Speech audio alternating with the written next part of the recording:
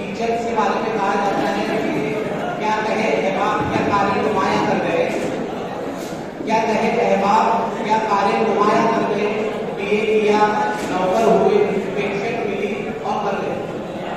लेकिन एक टीचर कि जिसने अर्ज किया तजल्लियात के दरिया संभालना है मुझे, तजल्लियात के दरिया संभालना है मुझे, शऊर और फिक्र के मोती निकालना है मुझे, और मैं कतरे कतरे को दरिया बना के छोड़ूंगा, अरे नेकी समंदर में डालना है मुझे।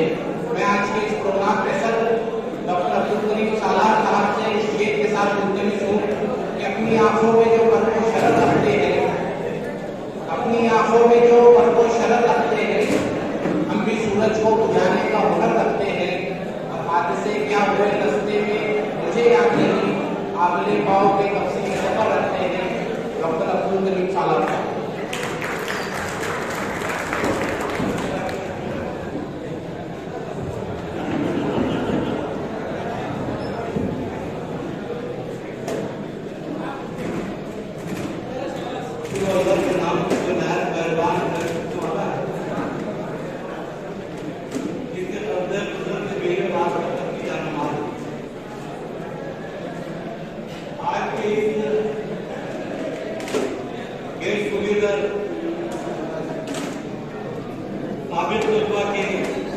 प्रोग्राम में इतने तशरीफ फरमा तमाम मेहमानों ने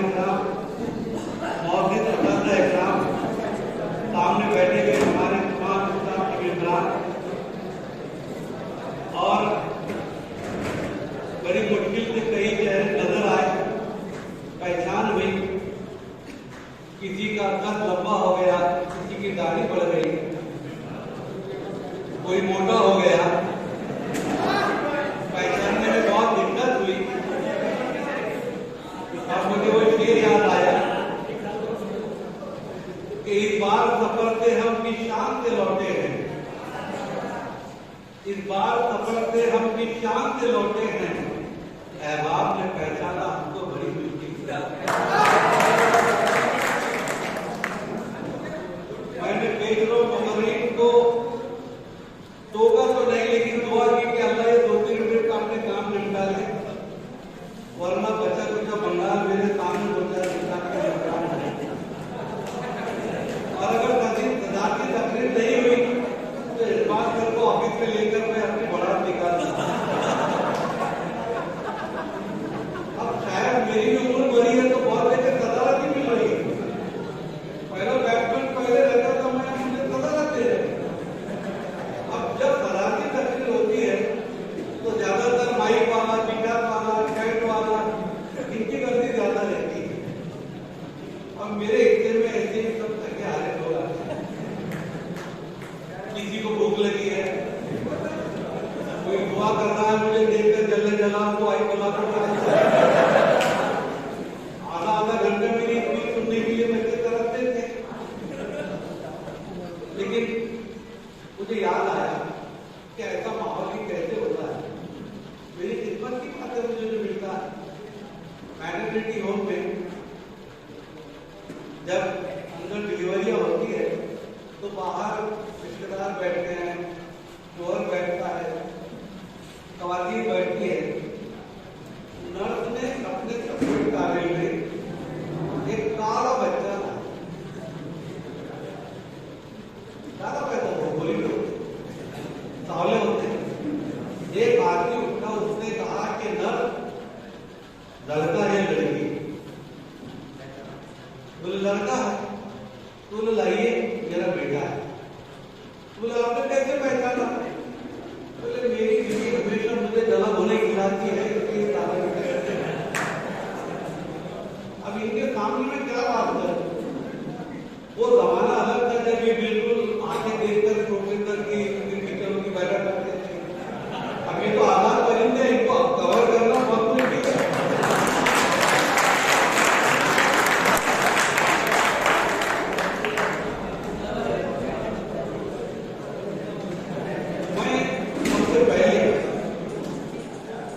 उन तमाम मरहूमीन के लिए दुआए मग़फ़िरत की गुज़ारिश करता हूं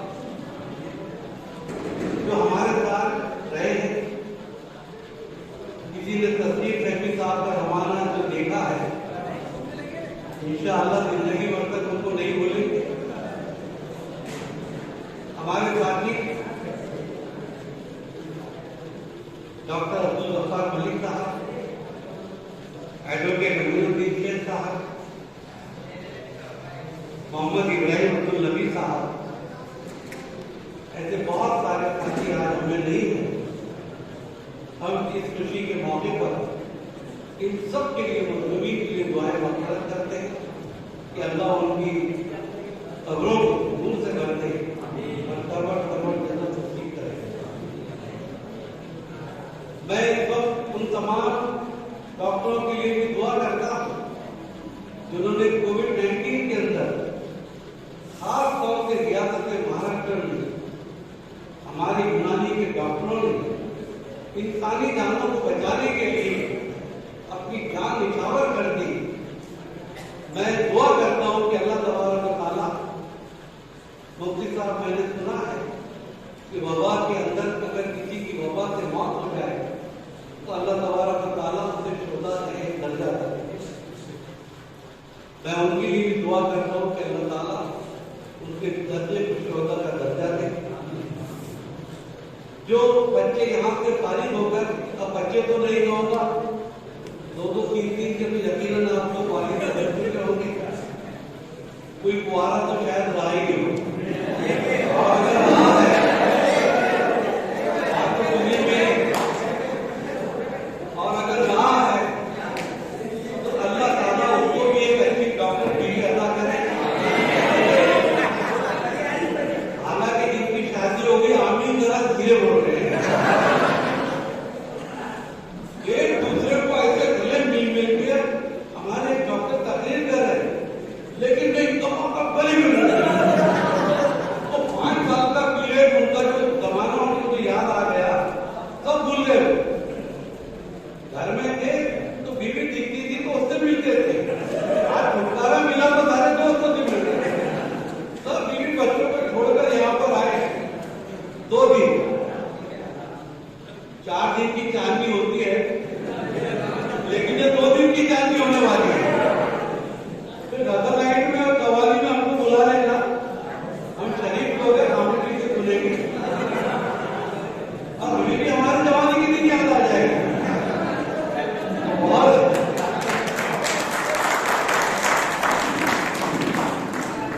यकीन जानिए कि जिस तादाद में, जिस अंदाज से आप लोग आए, सर्दी अचानक कल से बढ़ गई, ट्रेनें लेट हो गई, लेकिन फिर भी आप आए।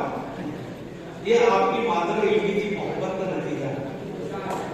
ये माँ जिस तरीके से एक बच्चा अपनी माँ के गोद में पलता है और परवान करता है और उसका एहसान वो कभी भुला नहीं सकता, चाहे पूरी जिंदगी उस पर लगा दे।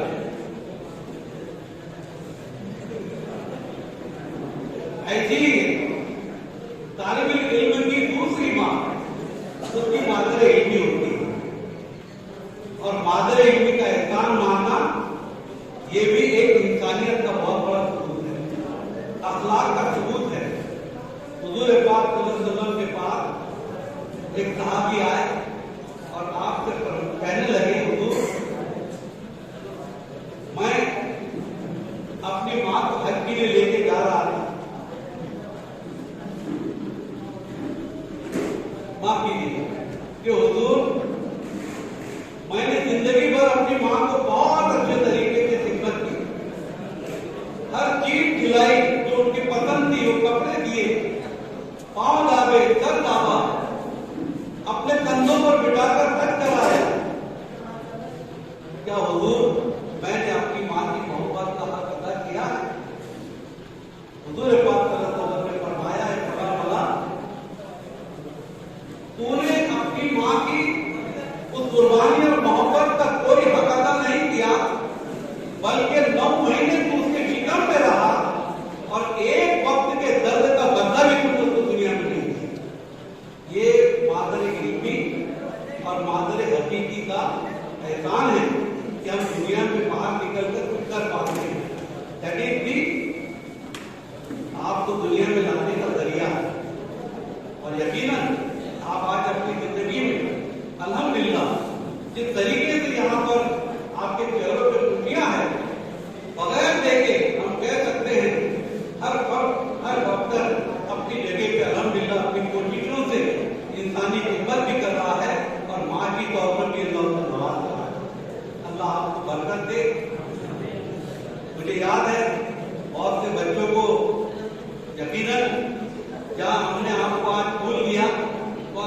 पटाखे भी जुड़वाए, लेकिन बड़ों की नसीहत और बड़ों के गुस्से को, बड़ों की डांट को अगर कोई छोटा नफरत समझे तो दुनिया में सबसे बड़ी गलती है, क्योंकि बड़ा अपने छोटों को बड़ा बनना चाहता है, उसको बड़ा देखना चाहता है, इसलिए वो उसकी इज़्ज़त करना चाहता है।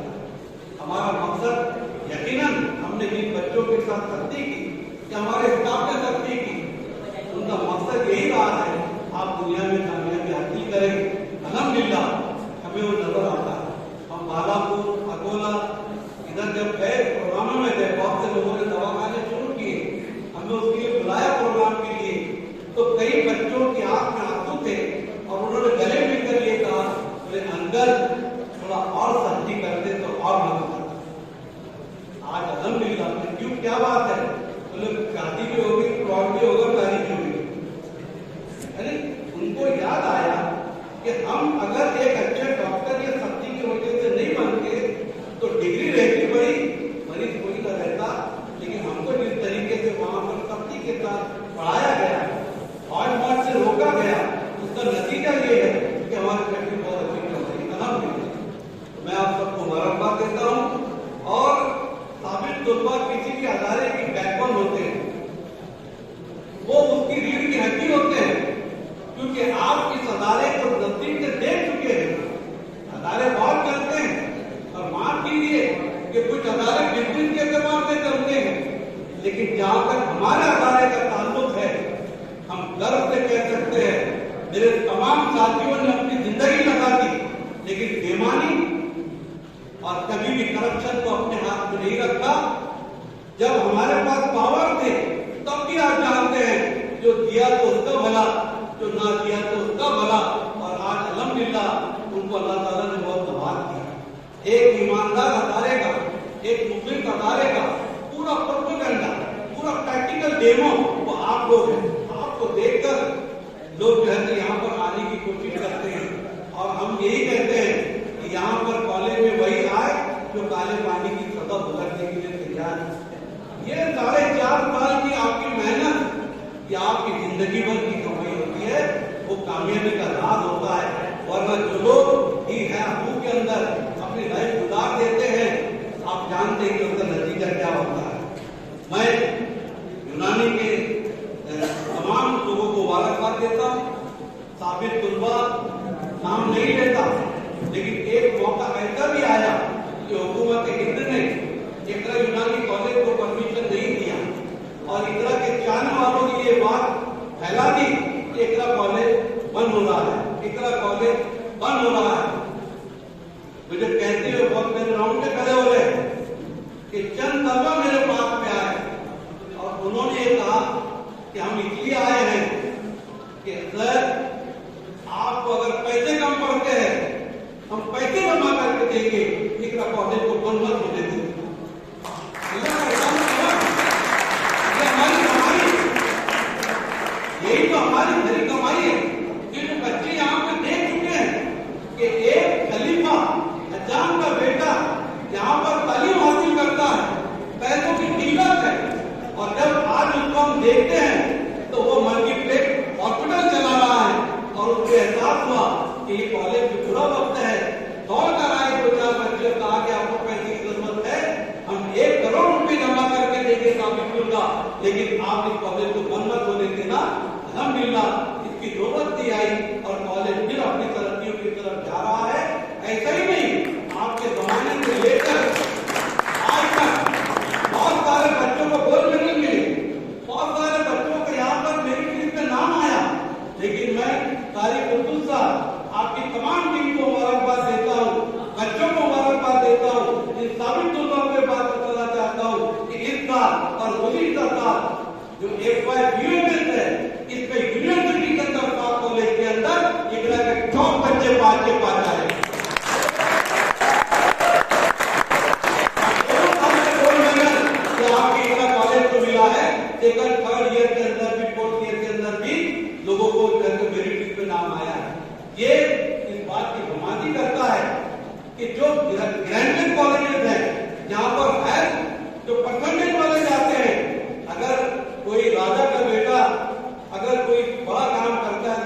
बात नहीं, लेकिन झोपड़पट्टी का बच्चा बड़ा इंसान बनता है तो बड़ी बात होती है। बगैर ज्ञान के कॉलेज के अंदर इस तरह के गोल्ड मेडल लाना उनको परेशानी का बात बन चुके हैं। मैं आप तमाम मुबारकबाद देता हूँ। तमाम तर कमी के बावजूद भी अल्हम्दुलिल्लाह आप लोग इस कॉलेज को जो है तो आगे तक लेकर जा रहे हैं। आज बहुत बुरे वक्त से कुछ गुजर रहा है, बहुत बुरे वक्त गुजर रहा है। आप जिम्मेदार हैं, आप अपनी तालीम मुकम्मल कर चुके हैं, लेकिन यहाँ पर आपका भी एंड नहीं है मिशन का। आपका मिशन इस वक्त यह है कि आपने अपना पेट तो भर लिया, लेकिन समाज के अंदर उपेक्षित लोग, भूखे लोग, उनके पेट में भी दाना डालने की जिम्मेदारी हमने आप पर दी। ये मौका ऐसा है कि तिब्बी यूनानी को हर तरफ से साजिशों के तहत इसको रोकने की कोशिश की जा रही है। उसकी वजह है कि एलोपैथी हो चाहे कोई भी पैथी हो, हर पैथी इंसानियत की खिदमत के लिए है। लेकिन जब दुनिया के अंदर कोई मरीज थक जाता है, सब तरफ घूम कर आता है, तो फिर वो आता है हमारे हकीमों के पास, आफ्टर ऑल यूनानी के पास जाकर अच्छा होता है। मैं चाहता हूं कि आफ्टर ऑल की बजाय फर्स्ट ऑफ ऑल यूनानी बने, ये हमारी ये एक बहुत बड़ा बुरा वक्त गुजर रहा है। लेकिन कैसी बात नहीं हो रही, सीधा के साथ कॉलेजेस हैं और 50 से 60 हमारे बीएमएस कॉलेजेस हैं, लेकिन मुल्क के अजीज में मुस्कुरा तबका किस तरीके से हमारे मुल्क की तलबी कर रहा है कि सिद्धा का चेयरमैन बनता है यूनानी कमेटी का हमारी कैदी के लिए, और उसके अंदर यूनानी की 50 कॉलेज को कोई नुमाइंदगी नहीं। यानी जो सरवरा बैठा है उसको यूनानी की कोई मालूमात नहीं है, इसलिए वो हमारे मसले नहीं समझता है। हमारी नौकरियों के अंदर की डिमांड हमेशा हाउस के अंदर कहा जाता है। 2014 से लेकर हमेशा ये कहा गया कि हमारे बीएमएस के बच्चों को चाहे तो हम गवर्नमेंट के अंदर जॉब देंगे। जिस तरीके से 75% एमबीबीएस को है, 25% बीएमएस को है, हमको भी उसमें तो कबूल किया। 2.5% उन्होंने हमको 100 में से किया और 10% बीएमएस में से उन्होंने हमारे 100 में 2.5 टीचर लेने का वादा किया। आज हमें गुफ्तगू आज भी एक मेडिकल ऑफिसर हमारा पीएचडी सेंटर पर है, तहसील हॉस्पिटल में, और कॉन्ट्रैक्चुअल बेसिस के ऊपर जो हमारा यूनानी का और इंडियन मेडिसिन को बचाने का जो एक सरकार काम कर रही है, उसमें कॉन्ट्रैक्ट बेसिस पे हमारे बच्चे काम कर रहे हैं। तब से कितना हमको दिलासा मिला है। हमारी लड़ाई उनको गवर्नमेंट में जॉब दिलाने की। आप में से बहुत से लोग अलग अलग एसोसिएशन से मुंसलिक होंगे। बहुत सारी महाराष्ट्र में तिब्बी यूनानी की बहुत सारी जैसे कमेटियां और महाराष्ट्र लेवल की और इंडिया लेवल की कमेटियां काम कर रही है।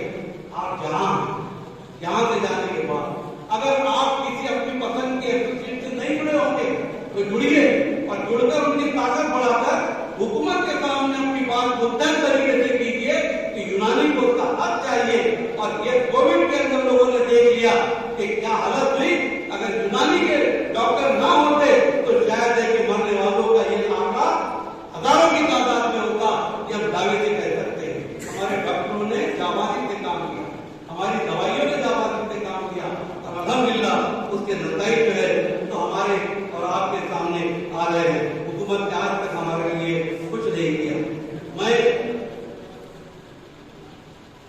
अभी गुफ्तगू ना करते हुए, पेट मुझे भी लगा है, भूख मुझे भी लगी है, लेकिन हम फख्र करते हैं कि आज की तारीख तक अल्लाह रब्बुल इज्जत आखिरत में हमसे पूछेगा कि अभी हमारी मौत आगे हो सकती है, कोई गारंटी नहीं। आज हम कह सकते हैं कि अल्लाह रब्बुल इज्जत तो हमसे जब पूछ रहा है कि दुनिया में क्या करके आए हो, हम कहेंगे इस यूनानी कॉलेज के जरिए से 900 डॉक्टर दुनिया में छोड़कर आए।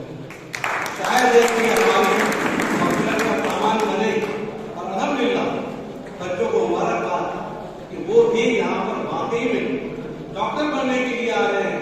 वरना आपको मालूम है कि डॉक्टर एमबीबीएस कहिए, कोई भी डॉक्टर का कोर्स कहिए, बच्चे और बच्चियां इंजॉयमेंट के लिए मेडिकल कॉलेज ज्वाइन करते हैं।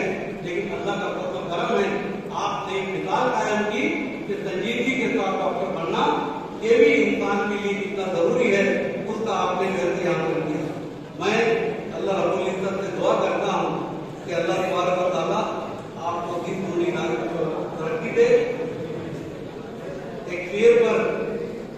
मेरी बात खत्म करता हूं,